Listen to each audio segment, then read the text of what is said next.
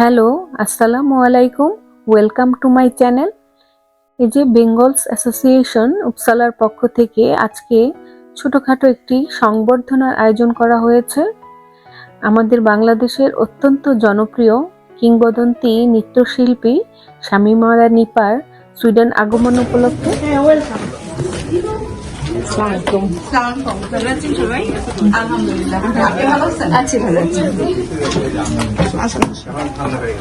তো আপা কেমন লাগছে সুইডেন? কেমন লাগছে? ভালোই লাগে। সুইডেন তো এমনি সামার টাইম এমনিতেই খুব সুন্দর, কিন্তু উইন্টারে ভালো সমস্যা হয় আমাদের। আমরা যারা গরমের দেশ থেকে আসছি। কি নাম রাখছেন? আল্লাহ আল্লাহ। ওর শাশুড়ির নামের সঙ্গে মিলে রাখছেন। আপনি ওনার মেয়ে? আমার খালা। ওই যে মানে সাইকোবাদ যে আনতে গেছিল, আমি ওনার wife। ভালো আছে। অনেক মানে দেখা হয় নাই বোধ হয় না আমার? না, অনেক আগে আসছিলাম। আপনি মনে মেসটা একবার একটা প্রোগ্রামে আসছিলেন অনেক বছর আগে, তখন একবার দেখা হয়েছিল, কিন্তু তখন অনেক মানুষ ছিল। আমরা অনেক খুশি পেয়ে। আমাদের ভালো লাগলো যে আপনাদের সঙ্গে একদিনে সবার সঙ্গে দেখা হবে। হয় মানে পার্সোনালি আসলে সবার সঙ্গে তো দেখা হয় না। সরি বসে না সবাই। গরম লাগছে বোধ হয় কোনো? না, আমি খুব ফাইন, মানে আমার কাছে অত গরম লাগে না। ওরা তো যারা এখানে অনেকদিন থাকে। হ্যাঁ, আপনি আসবেন তাই আমরা ভাবছি সবাই শাড়ি পরবো, কিন্তু গরমের জন্য না ক্যান্সেল করে দিছি। আপনি চাইলে এখানে বসতে পারেন, তাহলে কি সবাই আমরা দেখতে পারি। শামীমারা নিপা আমাদের বাংলাদেশের একজন জনপ্রিয় নৃত্যশিল্পী ও নৃত্যাঞ্চলের প্রতিষ্ঠাতা। তার নৃত্যশৈলী ও সৃজনশীলতা আমাদের সংস্কৃতিকে বিশ্ব তুলে ধরেছেন।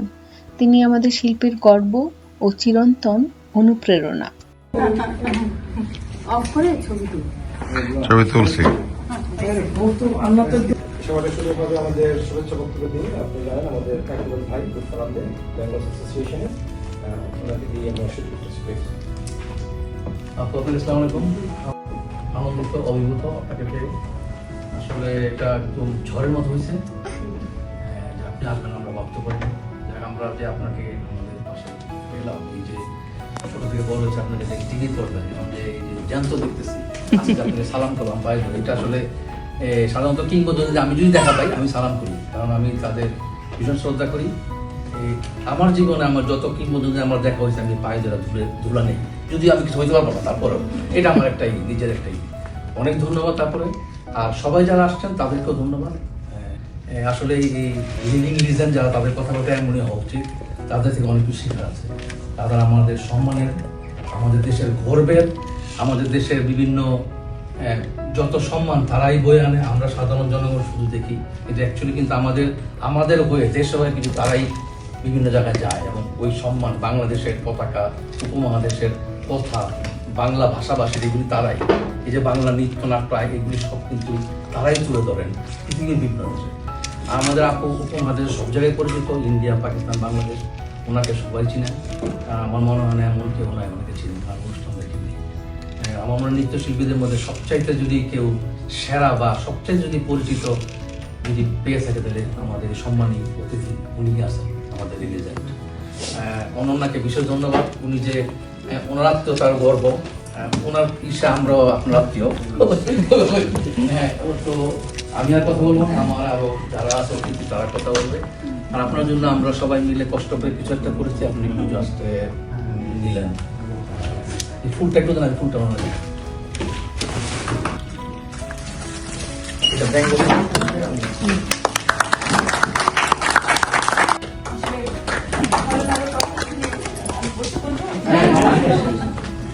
বলার কিছু নাই, অনুভবের বিষয়। কারণ হচ্ছে ভালোবাসা কেমন করে যে মানুষ টের পায় সবার বেলায়।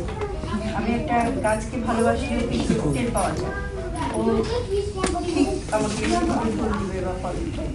তো এই ভালোবাসাটা সর্বক্ষেত্রেই সবার জন্যই প্রযোজ্য।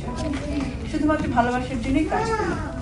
আমি যদি ব্যক্তিগতভাবে বলি, আমি একজন নৃত্যশিল্পী, বাংলাদেশের পরিপ্রেক্ষিতে খুব ছোট্ট পরিসর, আমাদের নাচের জায়গাটা খুব ছোট, নাচের ক্ষেত্র খুব ছোট, সেখান থেকে খুব বেশি কিছু অ্যাচিভ করা যায় আমাদের আগে যারা ছিলেন তারা সেভাবে পাননি, হয়তো চেষ্টা করেছেন। আমরা একটা সময় যখন এসেছিলাম খুবই, এখানে অনেকে বলছে যে একদম ছোটোবেলা থেকে আমাকে দেখে এসেছেন, আমিও খুব ছোটোবেলায় এই কারণে বলবো যে ক্লাস 9-এ যখন আমি পড়ি তখন একটা অনুষ্ঠান করতে আমি আমার ছোটোবেলাটা কেটেছি কিশোরগঞ্জ।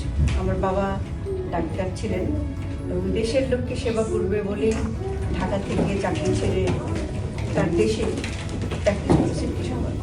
তো সেই পরিপ্রেক্ষিতে আমি যদি বলি যে আমাদের কালচারালি একটা পরিবেশ ছিল, সবাই ভাই বোনরা কিছু না কিছু করতো।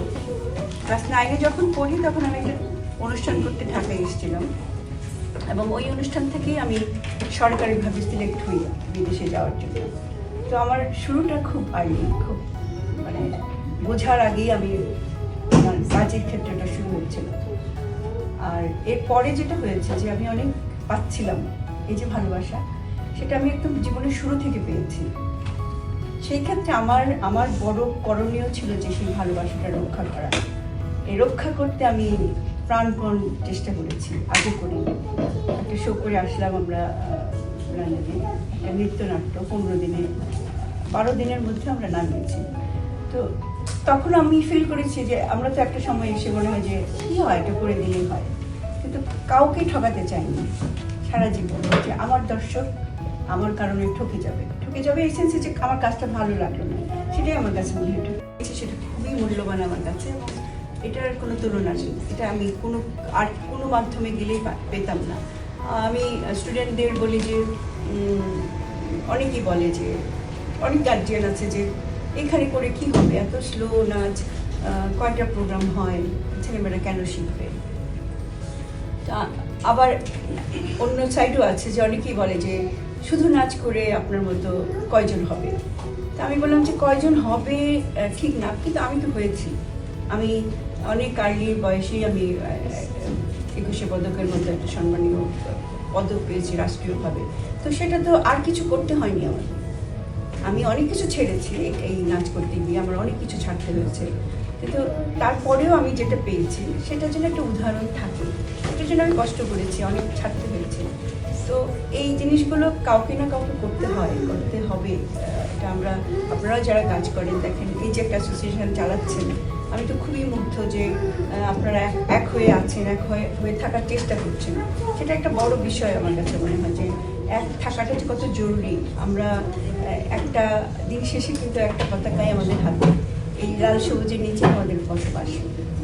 হয়তো বাইরে গিয়ে অনেক কাজ করতে হয়, অনেক রকমের আমাদের জীবনযাত্রা হয়, কিন্তু কেন জানি মনে হয় যে একটা বাঙালি বা বাংলার ভিতরে যদি বোধটা থাকে তাহলে আমরা একটা সময় গিয়ে আমরা নিশ্চয়ই দেশকে ছাড়া থাকতে পারবো না।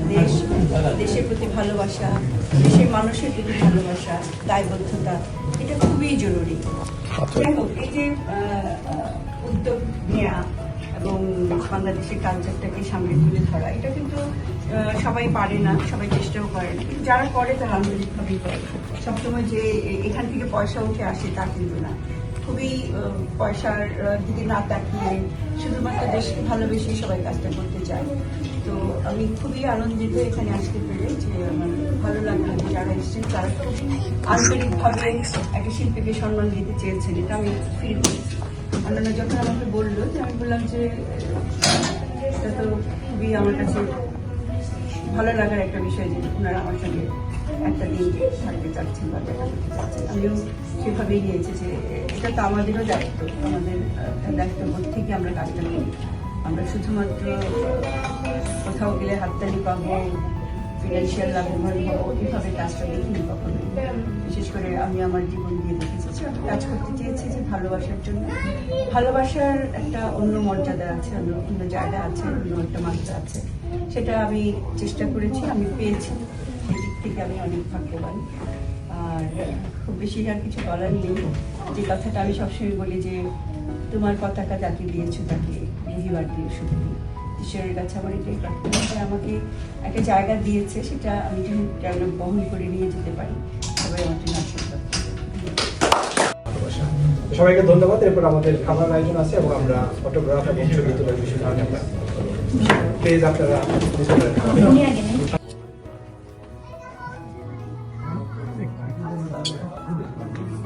কি করলাম? আপনারা ছবিটা তুলতেছি, আমি সভাপতি ছবি আগে থাকতে হবে না? আচ্ছা, এবার আমরা কেক কাটা দিকে যাচ্ছি। মানে আমাদেরই করতে হবে।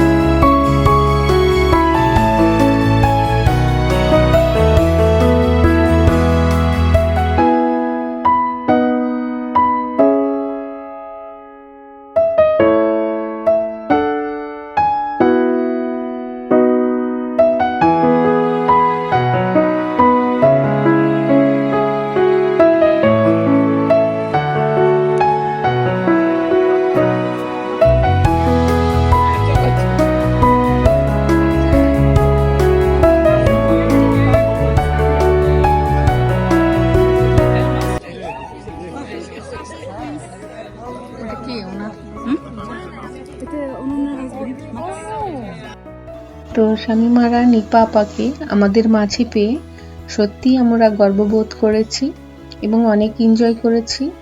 তো বেঙ্গলস অ্যাসোসিয়েশন উপসালা পরিবারের পক্ষ থেকে আমরা সবাই ওনাকে ধন্যবাদ জানাই এবং ওনার দীর্ঘায়ু ও সুস্বাস্থ্য কামনা করি এবং আশা করি ইন ফিউচারে ওনার সাথে আবার আমাদের দেখা হবে।